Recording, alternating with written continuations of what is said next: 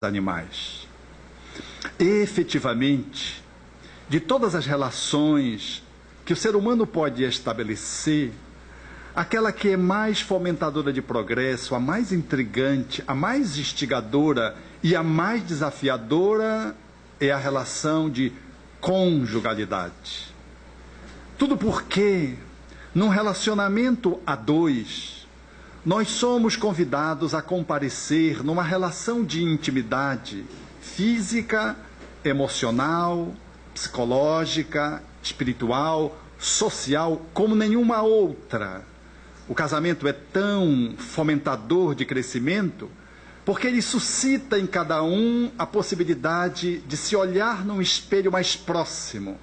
Aqueles que convivem conosco no lar representam uma sala de espelho, mas não há dúvida de que o espelho mais fidedigno, que retrata a tua dinâmica interna, é o teu parceiro de vida conjugal.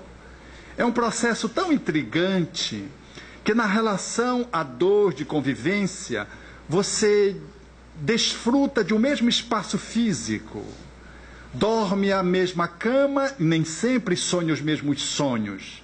E essa relação, ela, para que se estabeleça, para que ela possa desaguar numa convivência de intimidade, de reciprocidade e de cumplicidade, ela é antecedida pelo um enamoramento, no qual comparecem os espíritos que muitas vezes vão se corporificar pela reencarnação. Fazem eles aquilo que o espírito Emmanuel define como uma doce hipnose. Eles estimulam os pares a essa movimentação de aproximação e experimentam aquilo que o espírito Emmanuel define muito bem como o cais dos sonhos. O relacionamento de namoro, ele é bem essa movimentação extremamente agradável. Namorar é algo incomparável na relação de um ser humano. Todos que experimentamos nitidamente bem a culminância do namoro, sabemos do que representa o status de um enamoramento. Quando estamos nesse cais, que ele define como sonhos, nós somos embalados exatamente por esse doce mistério, por essa sintonia que nos faz muitas vezes perder a referência acerca da razoabilidade quando estabelecemos um relacionamento com o outro. Parece que nós não enxergamos direito o outro, a outra, e o relacionamento vai caminhando, e quando o acasalamento se estabelece, propriamente dito, quando o navio do casamento avança para o mar das experiências de conjugalidade, muitos se surpreendem e acham que foram enganados, e não há tempo para voltar para o cais. Mas antes que efetivamente ganhe mar alto da vivência a dois, nós ainda sentimos na lua de mel, nas experiências do primeiro mês, essa possibilidade da amorosidade, nesse tom do namoramento, nesse tom do apaixonamento, que nos faz mais dóceis, mais tolerantes, mais indulgentes. Mas quando o navio do casamento avança, virando o ano, se distanciando da margem, aí surgem os processos desafiadores. É que relacionar-se conosco mesmo já é um problema. Lidar consigo próprio é uma situação muito delicada. Agora, lidar com uma outra pessoa que tem uma outra história, que tem uma outra demanda interna, que tem às vezes uma outra etnia, que tem às vezes uma outra religião, que tem uma outra cultura, que emergiu de um lar nuclear, bem diferente do nosso do ponto de vista socioeducativo cultural. Lidar, portanto, com um outro ser humano, cuja diversidade, cujas similitudes às vezes não são tantas, lidar nessa convivência estreita é muito complicado, é muito difícil. Porque no início, enquanto ainda estamos nessa fase do encantamento, tudo vai bem. Mas quando o cotidiano nos chama para o desafio do casar-se dia após dia, na proposição do Espírito Emmanuel, nós aí nos damos conta de que temos que nos lidar com uma outra pessoa lidando com nós mesmos. Porque o problema não é o outro, o problema sou eu.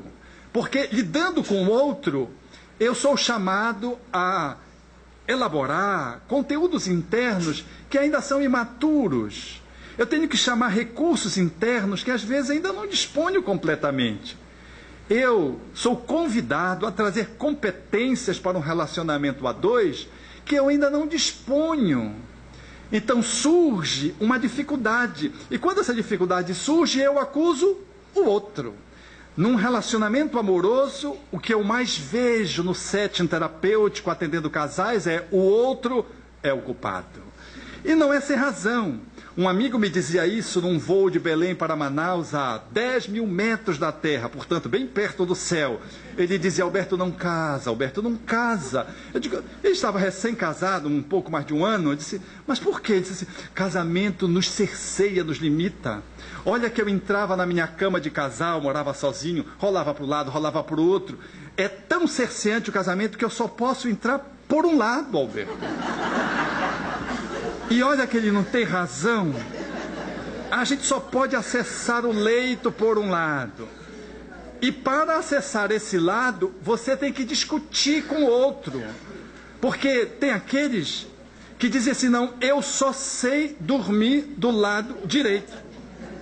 E quando coincide duas pessoas que sabem apenas dormir do lado direito, surge o primeiro conflito, que a princípio é negado por um ou por outro, mas depois disse, meu bem, vamos trocar. Mas por quê? Não, é porque eu gosto de dormir do lado esquerdo. Ela disse, meu bem, mas eu também gosto. Na verdade, tudo aquilo que a gente vai discutir no início do relacionamento, que representa pequenas diferenças, não são diferenças nossas, são diferenças ancestrais. Porque a gente pensa que gosta de dormir de um lado, a gente pensa que gosta de colocar a toalha de banho numa determinada posição. A gente pensa que a gente gosta de ornamentar a sala de um jeito, com um pano de centro, um jarro no centro, mas na verdade a gente está longe de entender de que tudo isso que a gente faz é mera repetição. De que na verdade nós estamos na maioria das vezes reproduzimos o que nós aprendemos com os nossos pais. Aquilo enquanto criança, vendo os pais funcionarem, nós vamos introjetando. E ao estar introjetado entre nós, nós repetimos e nós achamos que foi nossa escolha. Quase que não foi, foi um automatismo da convivência. E quando eu brigo porque eu quero colocar a toalha de um jeito tal no banheiro e o outro coloca a toalha no criado mudo, aí surge o primeiro conflito, porque ela acha que ele está fazendo para mexer com ela. Porque ela, meu bem, eu já disse para você que a toalha fica no banheiro aqui neste lugar. E ele disse, meu bem, a coisa de colocar a toalha aqui ou lá não faz sentido, porque para mim o criado mudo é o lugar mais adequado, que a gente acaba de se enxugar no quarto, então a gente coloca a toalha. Disse, mas meu bem, a toalha tem um lugar para colocar. Ela não sabe que esse conceito ela aprendeu com a mãe. E esse conceito, jogar sobre o criado mudo, ele aprendeu com o pai. Então não é